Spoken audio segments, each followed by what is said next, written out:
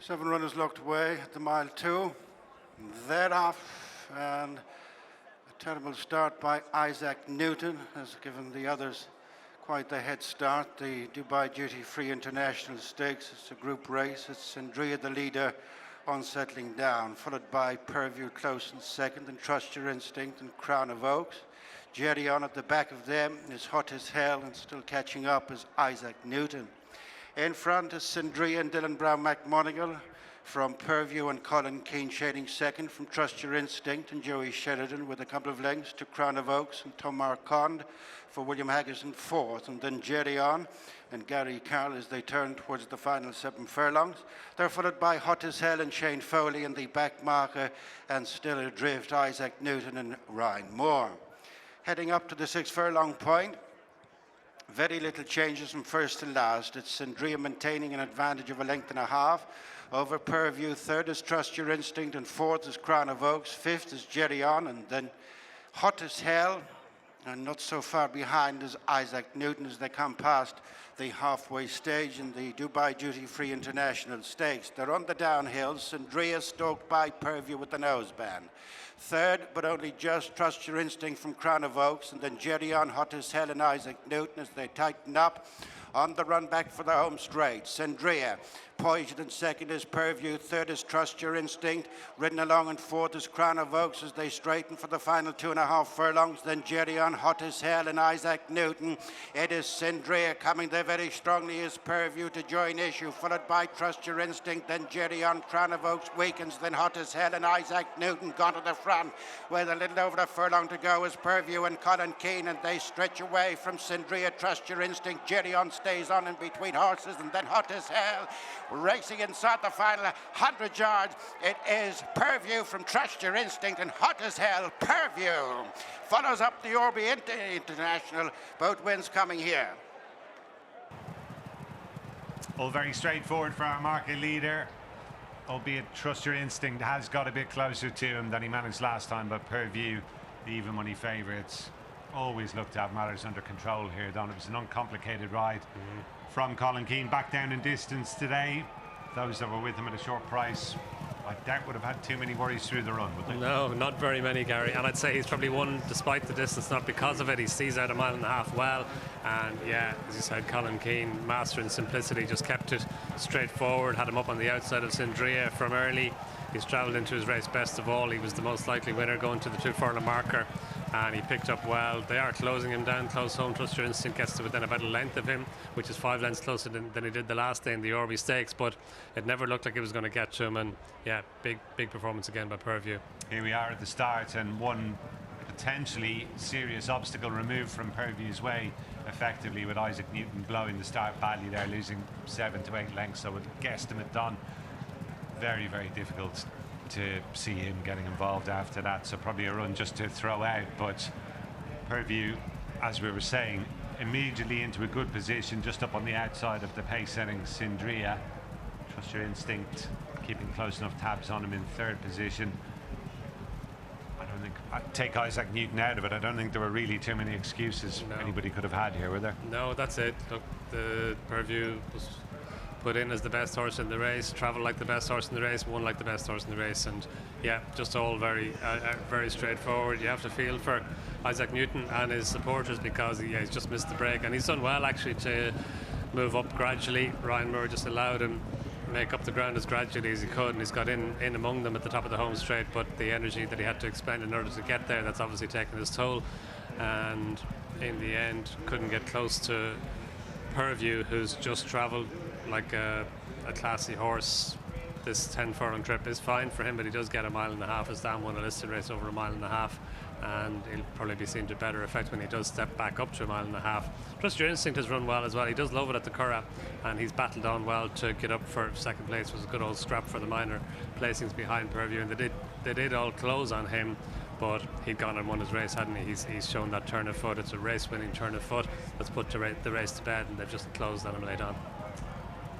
That's it in a nutshell, isn't it? He was able to just extend the buffer he had over Trust Your Instinct there before, probably just being geared down a little bit late on by Colin Keane. There's bigger fish to fry with this horse going forward. He's got a slew of big race entries in the Princess of Wales Stakes at Newmarket, the King George, the Irish Champion Stakes, and even the Irish and Ledger later on in the campaign. How do you see his future, Don? Do you reckon it will be over a mile and a half? I think so. Like when he won the last day, I was kind of thinking maybe King George, and that's not. I don't think that's flying too high. Dermot Weld obviously has always held him in high regard, and he was kind of intimating the last day that he did have big targets in mind for him. Of course, shouldn't have Kalpana for the King George. He finished second in the race last year, so it'll be interesting to see if Purview does have the King George in mind. I know that's a step up.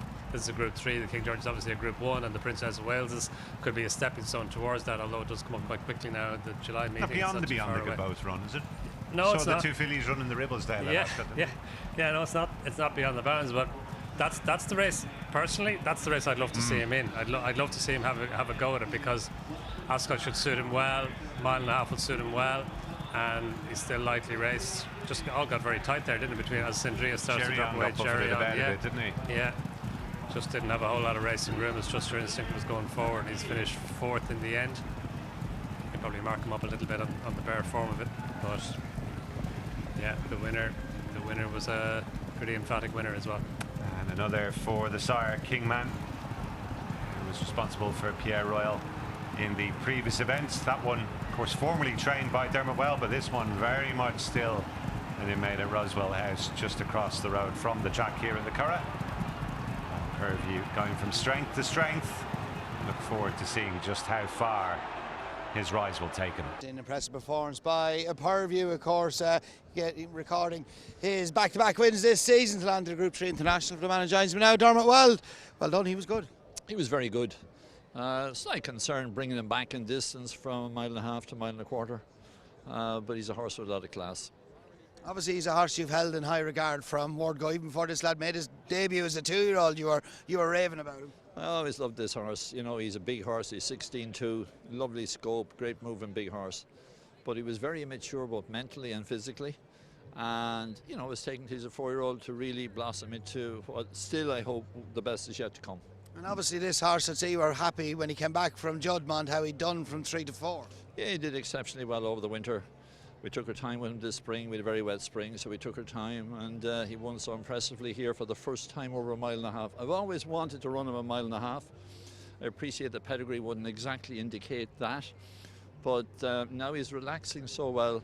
I'm very happy that could well still be his optimum distance. And to use one of your great sayings that you used for many years, is this a typical stare with speed? He is indeed. But I just wanted to give him his chance back over 10 furlongs today.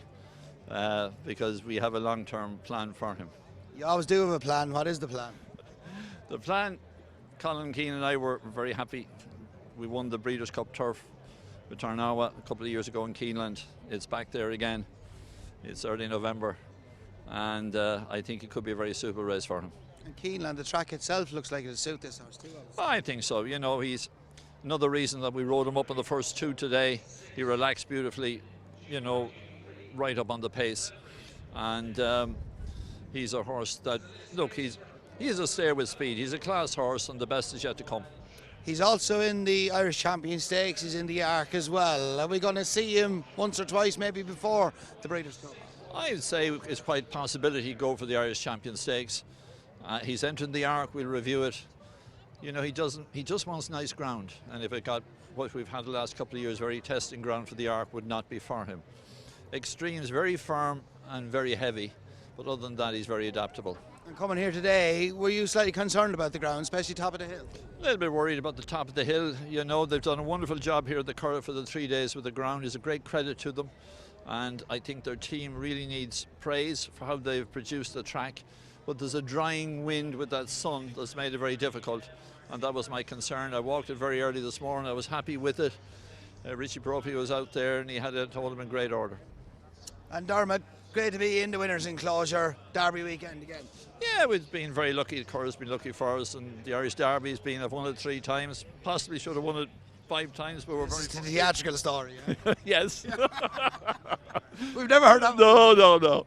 But no, unfortunately we don't have a horse good enough to run in it this year. But look, it's always a great day. When we were always getting beat on horses, you used to always bring up, when we finished second, you always bring up the poor old theatrical story of Mick Canaan. Well, possibly should have won. What wins this year's renewal? Sorry? What wins this year's renewal? I don't know. I think I think it'll be a very good race. I think the English horse will be very interesting how he performs. We haven't seen enough of him to make an accurate comment, but spoke to Angus Gold just here, and they're very hopeful. Would his lack of experience be a worry? It'd be a worry, but if he's a real good horse, the Curragh is a great galloping track, and he's run twice. He should know enough. If he's good enough, everything's there for him. Great stuff. Harzan, of course, your latest winner. How good he was? He was a very, very good horse, and what a day it was, having won the Epsom Derby with him, and then for Pat Smullen to come and win at the Curragh. And of course, probably Grey Swallow was my mother bred him. I was part owner of him, and right back to Zagreb. So no, we've had great days here. Have you a couple of nice 2-year-olds? Nice 2-year-olds coming on. Again, we had a very wet spring, and they're coming forward nicely. I'd say in the coming weeks we'll produce a nice colt for filly. Good stuff, well done. Thank you as always. Colin Keane joins me now at the Landing International on Purview. Well done, that was fairly straightforward. Yeah, he's probably entitled to do that, Kev, after the last day of his reappearance. Coming back to a mile and a quarter on quicker ground was the only little question mark, saying that he won his listed over a mile and a quarter at the back end last year on Cork. But no, as I said, he's probably entitled to do it. Was the ground a concern coming here today? A little bit. He ran on good the firm last year in France, and he never really let himself down. But look, it's kind ground. There's a good cover of grass there, so thankfully he got away with it. And when he got there, he's travelled really well throughout. Did he half park with you in front when he got there? Yeah, he quickened by Dylan well for the first half, or for about half a furlong, and then he's just waiting. He'll do that in the mornings as well. The lead horse can only bring him so far, and he'll pick up for a little bit and then he'll wait. But felt if something came to him now, he'd have went again. He's won over a mile and a quarter, mile and a half. He was very impressive over a mile and a half, but he was just in a different league to his opposition at listed race here, Guineas weekend. What is his optimum trip? I'd say a mile and a half is a good fit for him after the last day. A mile and a half with a bit of ease in the ground is where I think you could possibly see the best of him. But look, like that, he's a pace to come back to a mile and a quarter, and he's won over a mile. So I think all in all, he's just a classy colt. And he seems to have improved from 3 to 4. Obviously, he was held in high regard from word go. Oh, definitely. He's just a more mature, finished article this year. So he's been very patient with him, to be fair, and he's pointed him in the right direction. So hopefully he can keep progressing now. Good stuff. 2 more to come. How's the boy and the songs for you? How's the boy? He was a good winner the last day on ground, which was probably plenty slow for him. He'll love the ground. Good draw, competitive handicap, but hopefully is still the right side of the handicap mark. And the songs for you. He won this race a couple of years ago. He seems to be back down the way. It's a bad draw, but first run on the flat for a while, and also will handle the ground. So we'll see. What's the ground riding like on the round track? I just said it's good to firm, but it is safe in places where it needs to be safe, coming down off the hill and things like that.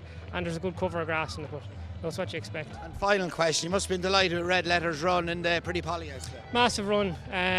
Look, that's what she's going to be doing now. She's going to be hunting at the top table to try and get as much black type as possible, and you never know, someday it might fall her way with a bit of luck. Well done. Thank you. Watch live racing now on racingtv.com.